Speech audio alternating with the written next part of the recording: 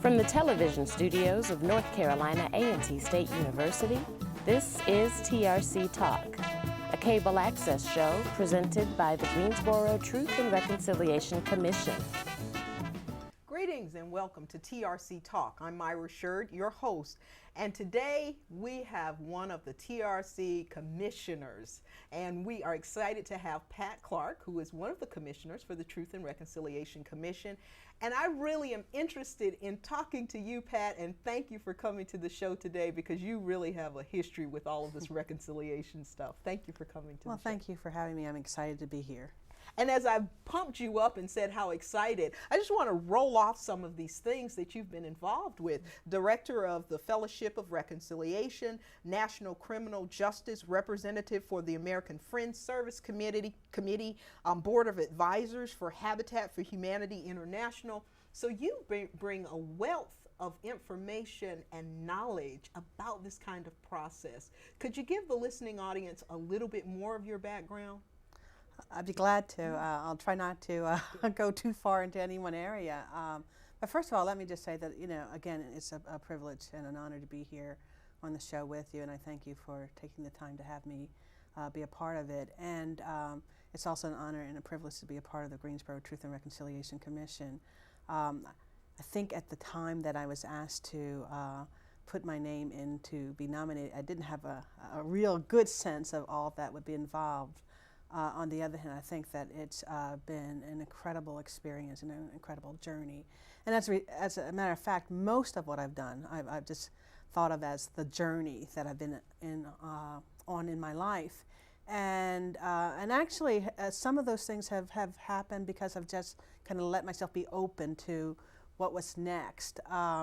I grew up in New Jersey, in the southern part of New Jersey, which is very important for those people who think that New Jersey is the armpit of New York, although I now live in New York, so I have to be a little bit careful there.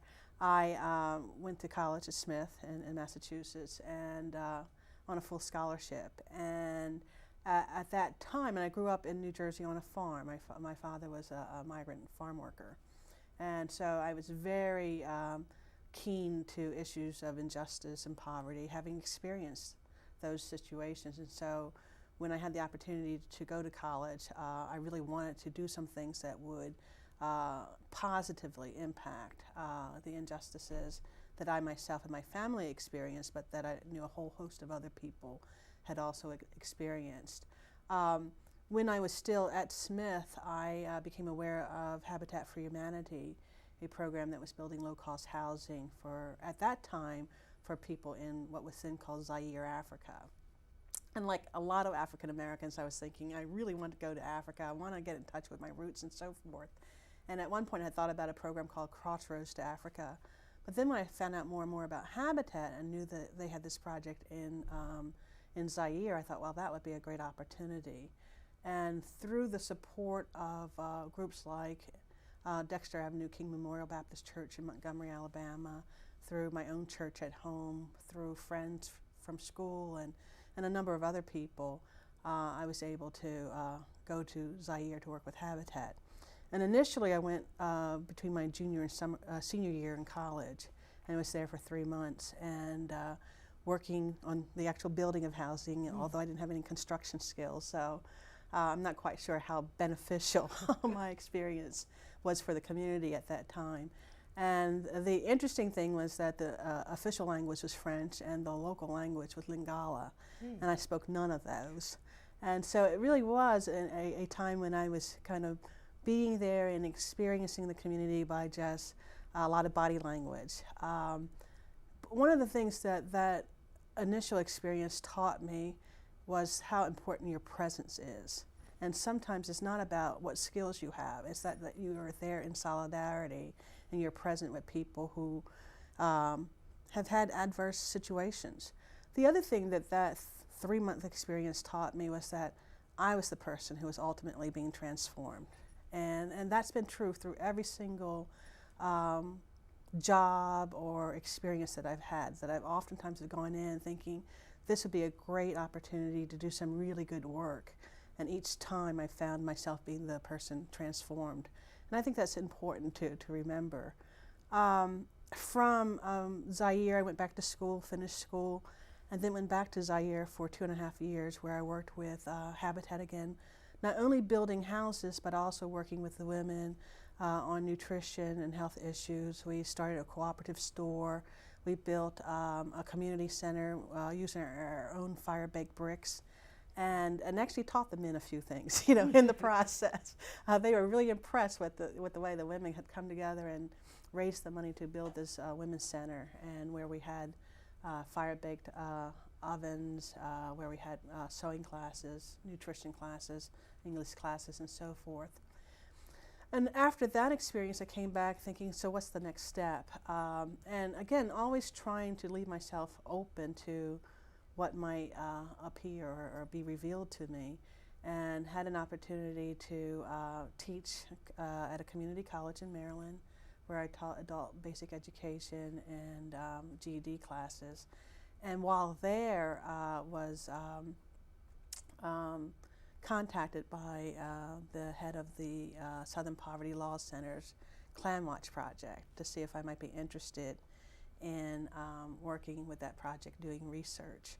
And it was interesting, Reverend Murray Branch, who was the head of Dexter Avenue King Memorial Baptist Church, told the Clan Watch folks about me. So it's been always interesting to me how the connections get made and where those connections lead to. And so I went to Montgomery, Alabama, and I worked with the Clan Watch project. And my parents weren't very happy with that. My father had grown up in the South, and one of the things that he thought he had done for his parents was, for his children, was to get us out of the South, you know. And then one night when we were riding back from some outing where I was with my mother and father, and I was going to tell them that I was going south to work with the Southern Poverty Law Center with their Clan Watch project, and I knowing that this would not go over very well, and I was in the back seat, and I said, you know, Mom and Dad, I have something to tell you. And they said, what? And my father, he could already tell it was something that he was not going to like particularly. And I said, well, I got a job. And they were like, well, that's good. You know, every parent wants their adult children to have a job. And he said, well, where is it? And I said, Montgomery, Alabama. And he's like, so what is it? And I said, monitoring the Ku Klux Klan. And he said, what? I said, monitoring the Ku Klux Klan. And he said, well, I don't like it. And I said, well, I didn't think you would. And he said, well, can I worry about you? And I said, well, a little bit. And he said, can we pray for you? And I said, yes, please, a lot. Well, the reality was, once arriving in Montgomery, the thing that I began to learn was that the Klan was not a Southern phenomena, that there were Klan groups and white supremacist groups all over the country. And in addition to some of the groups in the South, there was also a Klan group, the Invisible Empire Knights of the Ku Klux Klan, in New Jersey. So I called my father up and said, you should be glad I'm here monitoring the Ku Klux Klan in New Jersey on your behalf. And that was kind of the first experience I had where I really saw that, you know, people can do some really, really horrible things, but there's room for redemption and transformation. And one of the most important cases in my life that I worked on was a case involving a young black man, Michael Donald, who was 19, who was basically kidnapped by a group called the United Klans of America. And it was taken from Mobile to a neighboring county where he was beaten to death with a tree limb. His neck was slashed, cigarettes were put out in his face, and then he was taken back to Mobile where he was hung up in a tree. And it took police 2 years to make the connection between this black body strung up in this tree and the house that Klan members lived in, which was right across from where Michael Donald's body had been hung up. And that was a case that the Southern Poverty Law Center got involved in. And at the time I was working with the Clan Watch Project as their research director. And one of my jobs was to go down to Mobile and to talk to Mrs. Donald, Michael's mother. And the thing that was really interesting to me was that Michael Donald's mother looked a lot like my grandmother. Kind of short, squat, deeply religious, kind of that stereotypical black matriarch. And she and I just hit it off immediately. And my job was to prepare her for what she would hear during this civil case. She had not sat through the criminal trial because, as you would expect, she was so totally devastated, but not only by the death of her son, but the incredibly heinous way in which he was murdered. And so she had not sat through that. So my job was to prepare her for what she would hear and experience her in the courtroom. And so we just, became really great friends. And during the civil trial, one of the people who testified was James Tiger Knowles, who was a Klansman who'd been recruited by the Klan when he was 14, viewed the Klan as his family, and had already been sentenced to life in prison for his role in Michael Donald's death. And as happens oftentimes when people have this kind of jailhouse experience, began to reflect and began to have real remorse. And he testified for Mrs. Donald's suit. And during that time of the testimony, he said to Mrs. Donald, "I wish you would find it in your heart to forgive me." And she said, "Son, I forgave you a long time ago." And I can tell you there was not a dry eye in the courtroom. And at that time, a lot of folks said, this woman must be a saint. But in my experience, not only working with the Southern Poverty Law Center, but also working with groups like Murder Victims' Families for Reconciliation, I've seen people over and over again, like Mrs. Donald, who have said, we don't need additional violence to counteract violence. And I've been a part of Murder Victims' Families for Reconciliation because I've had 2 family members murdered. My uncle was murdered and when I was quite young, and then 6 months later, my first cousin was murdered. And my grandmother responded just like Mrs. Donald, we don't need to counteract violence with additional violence. And also because both women were deeply spiritual, felt that ultimately God was going to make those situations right. So in many respects, reconciliation has just been, has just imbued my whole experience, really.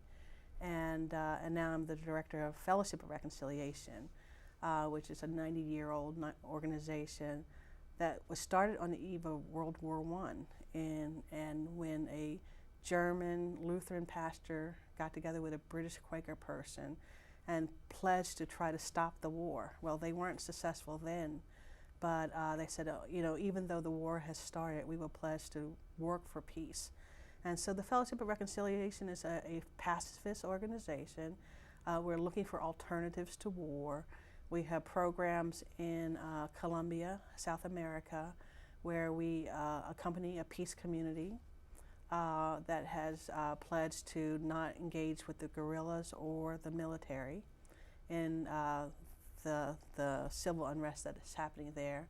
We take delegations to Israel, Palestine, where we have folks who live or have homestays with both Israeli Jews and Palestinians, where we look at and witness the peace activities that are happening in Israel, Palestine, because oftentimes what we hear back here is all the violence. Mm-hmm. We don't know or hear about the various groups of people who are working for peace efforts on the ground there, both Israeli Jews and Palestinians. And so that's one of the things we're trying to lift up, and also trying to challenge the role of our own U.S. government in kind of perpetuating some of the policies that basically continues the violence. And so in addition to that, we also work on issues around conscientious objections, really focusing on trying to especially let young people of color know that there are alternatives to the military. And I'm very concerned about the fact that our young folks are used as fodder for the military. And this fall we'll be taking delegations to Iran because, with all the saber rattling, we're very concerned about the focus on Iran as the next Iraq. Right. And we want to say, we want to remind people that we're all human beings and that we need to start looking at what are the things that we hold in common and how can we elevate quality of life for everyone. So that's a very long answer for you, but and not everything in there, but that's a sense of some of the things that have been important to me. Well, good. And I think now that the audience can understand why I was so excited about having you here, because I know that there are a lot of people involved, but because this is the first commission of its sort in the United States, then people that have worked on reconciliation commissions before, that's a novelty in a sense for us. So I'm so glad to have you here again, I have to say that. But now I have to give you this hard question that other people in the community are asking. Is this reconciliation thing, is it going to work? Does it have possibility? I certainly think it has possibility. I would love to think that, you know, over the last year, the time and energy that the 7 commissioners and the phenomenal staff and volunteers have put into this is not, you know, in vain. And I certainly don't think it is. And, you know, and I already see some glimmers of hope and some things, some positive things that are coming out of the process. And we've just had our first hearing. And, you know, the fact that more and more people are beginning to talk about what happened. At the hearing, you know, the commissioners didn't have much opportunity to interact with the community that came out in support. But occasionally we did have to take a break and go to the restroom. And even in the restroom, I would hear people say things like, well, I came with the idea of, you know, staying for an hour, and I just was so interested in this that I just stayed the whole day, and this is really gut-wrenching, but it's so important. Or, oh, I didn't know that aspect of it, and I always wondered about. And so I thought, my gosh, if nothing else, the fact that some of this already is beginning to dispel some of the myths, rumors, misinformation is a very important part of what's happening. And I also think that, you know, when I was asked to be a commissioner, you know, I considered it an incredible honor, but, you know, none of us really had a clear idea what that meant, you know, and although we had, you know, wonderful examples of the South African Truth and Reconciliation Commission, we had the wonderful example of the Peruvian Truth and Reconciliation Commission, and have had opportunities to meet on a number of occasions with representatives from those commissions. It's not the same as being in the process yourself. And in some ways, you know, we're making it up as we go along. You know, we have these incredible models, but it has to be, this process has to be germane to the situation that's here, and also germane to what's happening in the United States. And so, you know, having, you know, come into it not expecting, not knowing what to expect, you know, has been a little bit difficult, but it didn't take long. I mean, even the swearing-in ceremony, where 500 people from the community came out, and people were saying they didn't know how many people would come out, they didn't know if people were interested, and 500 people came out. And I was like a deer in headlights. I was like, oh my gosh, you know, this is critical. And so we had incredible community support from the very beginning. And I can remember standing in kind of a receiving line, and people with tears in their eyes saying how important this was, and thank you for your courage. And at the time, you know, I thought, you know, it didn't feel like a very courageous thing to do, but it certainly felt, as I talked to people on that, you know, very first day, or first day for me, I certainly had a sense of just the significance and the power of the moment, and the incredible hope that people were putting into the commission. And it almost kind of elevated the sense of, oh my gosh, we have a real responsibility, you know, and we need to make sure that whatever we do and how we do it is done in a way that really commends the faith that people have put into us, and also that carries forth the whole endeavor in a way that people can feel has integrity and has dignity. And, you know, and the wonderful thing about reconciliation is that it's not just about who's at fault, who's to blame. It's really about how do we hold each other accountable so that we can move forward in a way that honors each other and our community. And so I think that if people will, you know, will kind of embrace that as the way to look at it, I think it would lessen the fear that some other people have about it. And I want to ask you this, again, applauding all of your contributions to making the world better. What do you say to the person that's here in Greensboro saying, well, what does this New Yorker know? I know you said you have the Southern roots and so forth, but tell us what that brings because I think that there are some assets that you bring. Well, there's some times when I ask myself, what does this New Yorker know? So it's not it's just I think a valid, pertinent, question. And even, we have 7 commissioners, and I'm the only commissioner that's outside of North Carolina. And so, and that does have its handicaps, because, there are things that, people are much more in tune with, as both in terms of North Carolina and Greensboro than I am. But on the other hand, I think because I have had lots of different experiences with all kinds of organization processes that are looking at reconciliation, have done a lot of work around the issue of restorative justice, transformative justice, and I hope, most importantly, that I bring a compassion for both the what happened on November 3rd, 1979, but also compassion for all the people on all sides of the issue, and some maybe cockeyed optimism that ultimately, if people are willing to think about how we can move forward in ways that are positive and helpful to all people, that we can accomplish that. The Fellowship of Reconciliation is a pacifist organization that focuses on peace and justice. So people are always saying, you guys are naive and so forth. But on the other hand, most of the situations where successful transformation has occurred in terms of countries has been through nonviolence. And so I'm a big believer in nonviolence. I'm a big believer in we can't really move forward until we acknowledge and accept responsibility for things that have happened in the past. That to be accountable doesn't mean that we only focus on the negative that people have done. One of the other pieces of work that I've done for 4 years, I was the executive director of Death Penalty Focus in California. And it's an organization that's opposed to the death penalty.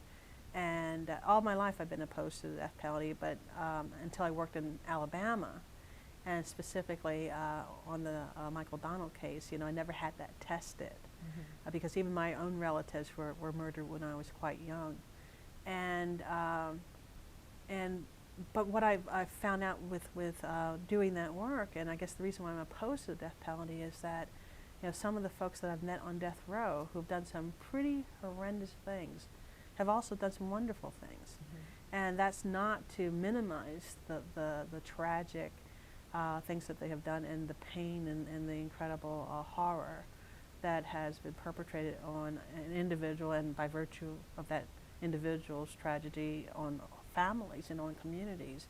But it is to suggest that, what I've said in the very beginning, that people do have the potential for redemption and transformation. And even in prison, people can do some things that can be very helpful to communities. And that, and ultimately, that we don't teach that violence is wrong by perpetrating additional violence. And I want to ask you, we only have a little bit of time left for the show, but the transformation piece, is that more likely, do you think, with people who get involved? Or can we look at the possibilities of transformation taking place as it just kind of permeates from the work that's being done centrally with the Commission? I think that's a really important question, and I think that at least my sense is, and I think that we've had this discussion within the Commission, that at the end of the time there won't be necessarily this major reconciliation, transformation thing that happens at the moment that the report is issued. But that it will provide a way for folks to start thinking about how to interact and to what the needs are. And when people say, why is the Commission important? Well, part of the reason why it's important is because some of the same things that were happening in 1979 were happening in 2005. And if we want folks to feel like they have opportunities, real opportunities for a quality life, and if we don't want people to resort back to the kind of violence that happened in 1979, then you're really going to need to have a process for people to think differently and to learn about each other and to really figure out what it means to be a community. And I think that has real potential. One of the things I was impressed with, and it may be like a small thing that came out of the first hearing, is when people said, you know, I want to talk to this person about that. People who had very different perspectives said, I want to talk to him about that. That's a step. Good, good. Well, thank you so much for being on today's show. We really are excited that you've made the trip from New York to be here with us today. This has been TRC Talk, and I'm Myra Shurd, your host. Remember, keep seeking truth and working for reconciliation.